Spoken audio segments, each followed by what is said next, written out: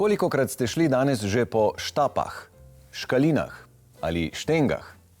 Slovenci imamo skoraj v vsakem narečju svoj izraz za stopnice, saj so te, čeprav se mnogokrat niti ne zavedamo, povsod okoli nas. Kjer imamo nadstropja, imamo tudi stopnice. Seveda pa stopnišča niso namenjena le vzpenjanju in spuščanju. Postala so tudi pomemben vizualni element, ki sooblikuje podobo prostora. In kakšnim stopnicam se bomo posvetili v naslednjem prispevku? Na piedestal bomo dvignili lesene, ki so trajne, vabljive in v ponos najbolj krasnim ambientom. Odgovor, zakaj se odločiti za lesene stopnice, je enostaven.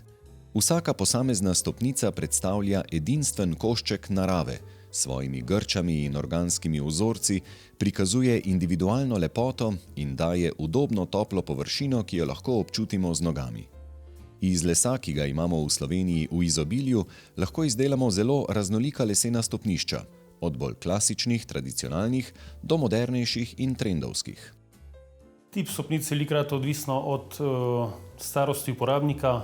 Mlajši investitorji se odločajo za modernejše kombinacije, modernejši dizajn, ki je v kombinaciji z lesom, z lesa kovine, lesa stekla, mogoče lesa in usnja.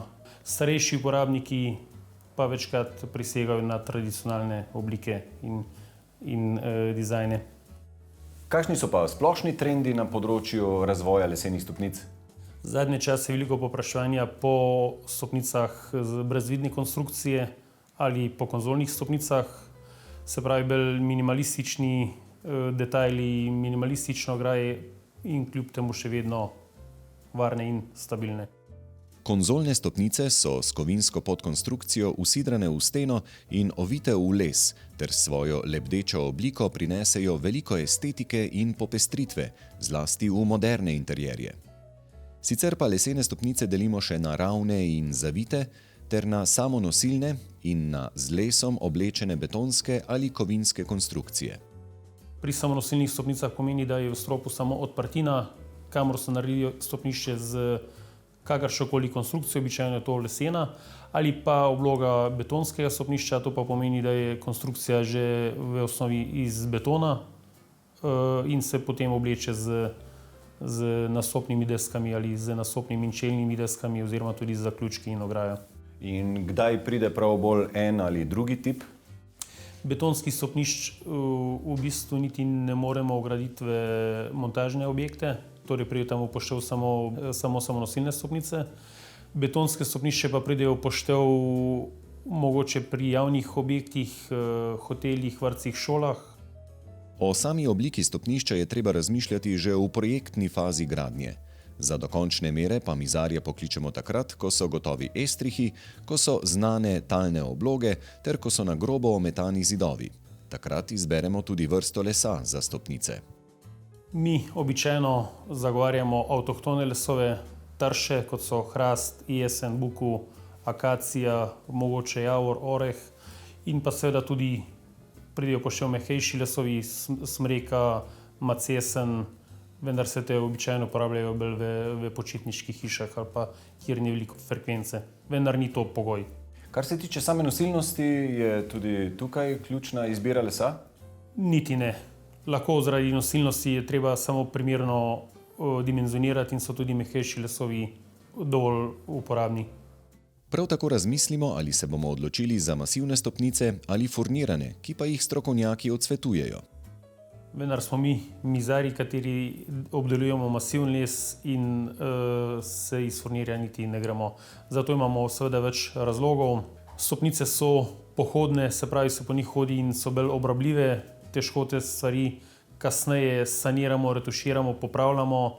Furnirji so tankih debelin in enostavno s časom se te materiali zdrabijo in kot sem omenil, pridemo do osnovnih iverk, mediapanov, ne vem, kamorkoli so te furnirji nalepljeni in to ni možno popravljati.